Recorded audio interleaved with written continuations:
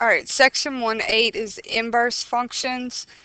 We're just going to read the definition of an inverse. It says, let f and g be two functions such that the f of g of x is equal to x for every x in the domain of g, and then when we have the g of x is equal to x for every x in the domain of f.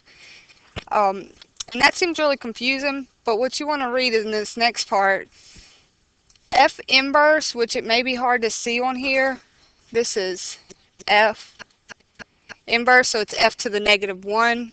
You may need to make sure you can see that negative. It's hard to see. And then what you want to make sure that you remember is this right here, in more concrete terms, is the domain of f is equal to the range of f inverse. And this is f inverse of x with the negative 1 there. And vice versa. Okay, let me just make a concrete example of this. So if I have f of x, some function, let's just say I have this function, I'm going to say it has the ordered pairs 2, 1, 4, 5, 6, 2, that's in a table. Then g of x is the inverse 1, 2, the ordered pair 1, 2, the ordered pair 5, 4, 2, 6 in a table. If, now let's read this right here, the domain of f is equal to the range of f inverse, or which is the g of x, we can say we're letting that be our f inverse. So this is representing our f inverse of x. Let me make that a little bit smaller. F inverse of x. So here is our domain. We call, what is the domain? The x values, right? So the domain of f, remember, are 2, 4, and 6, is equal to the range. The range, remember, is the y values of f inverse. So the y values of this one, 2, 4, 6. So we see that. Let me read that one more time. The domain of f is equal to the range of f inverse, which is this side, and vice versa. Okay, so we can also see the domain of f inverse of x is equal to the range of f of x. So although this is very wordy and seems confusing, if we kind of put something visual there for you to see, you can make that connection. Of course, this is the most simple case. We're going to be talking about more complex things, but this is the basic idea. This first example, we want to verify that they're inverse functions.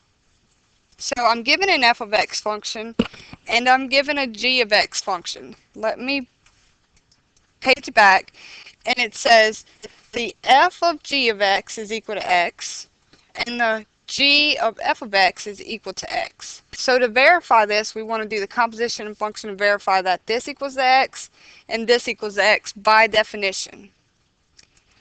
Okay, so when we come over here, we're going to start with the f of g of x first.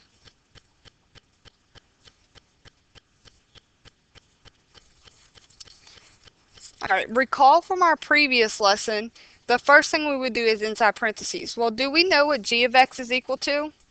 Yes, we come over here and this was given, so in place of g of x, we're going to plug in x minus 2 over 3. Now I'm just going to drop everything else down. Continue in composition of functions. This says go to your f function, and everywhere there is an x, plug in this value. So we go to this 3x plus 2.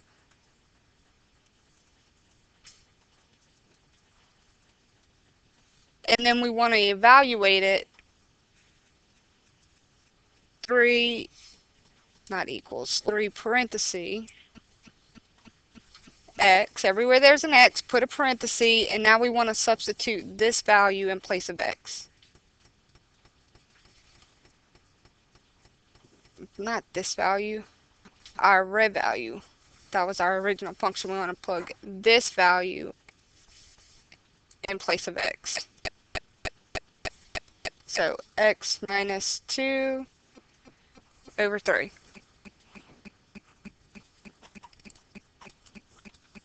Okay, now we simplify. This 3 cancels with this 3, and we're left with x minus 2. We bring down the plus 2, and we just get x. So the f of g of x does in fact equal x. The next thing we need to check is, does the g of f of x equal x as well? So we're going to do compositions of functions here. I'm just going to bring this down. My first thing to you is to say, do we know what f of x is equal to? When you say yes, it's given, it's right here. F of x is 3x plus 2. This tells us to evaluate g at this value, so we're going to go to the g function and write it down. Let me do it in black. I'm going to write it down, so I'm going to write down g of x so I can remember this is what I'm going to be plugging into. X minus 2 divided by 3. And I'm going to rewrite this so that everywhere there's an x, I'm going to put a parenthesis. Now, I want to plug 3x plus 2 in place of x.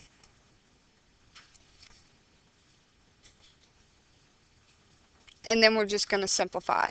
In the numerator, you get positive 2 minus 2, so you just have 3x divided by 3, and then the 3's simplify to divide 3 out of both, and you just get equals to x. So our g of f of x.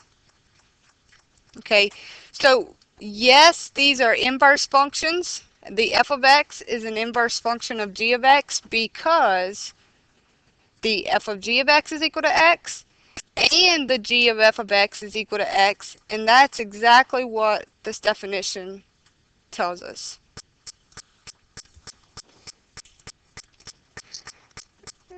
Okay, so we started with just the definition of an inverse, and I kind of make that come to light by giving you some ordered pairs to look at, which is a very basic idea. And then next, we were given two functions, a g of f, f of x and a g of x, and said, verify this and show that they are inverses. And that's what we just did. Now they say, now they're going to give us an f of x and ask us to find the inverse. So right here, basically, is going to be our steps that we're going to take to actually find f inverse of x. And you're going to see this in just a minute. So when I'm referring to these steps, I want you to pause it and write these down if you don't have them already. Remember, this is the main point. The domain of f is equal to the range of f inverse. That inverse sign is really hard to see in these notes, and vice versa. So just like with the ordered pair, like when we had the ordered pair on the first page and we interchanged the x and the y, let me go back for a second. The x and the y values, we interchanged them here.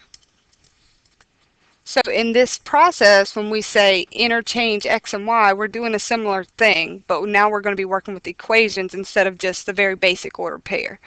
So you will see this come to light in just a second when we actually get into the examples. Okay, short form of this is the first thing we're going to replace our f of x with y, interchange the x and the y, solve our equation for y, and then if it has an inverse function, at the end we're going to replace y with f inverse. This should be f inverse of x. And then if they ask you to verify your results, then you can use your definition to say f times f inverse of x is equal to x, and the f inverse of x is equal to x. So we can verify like we did before.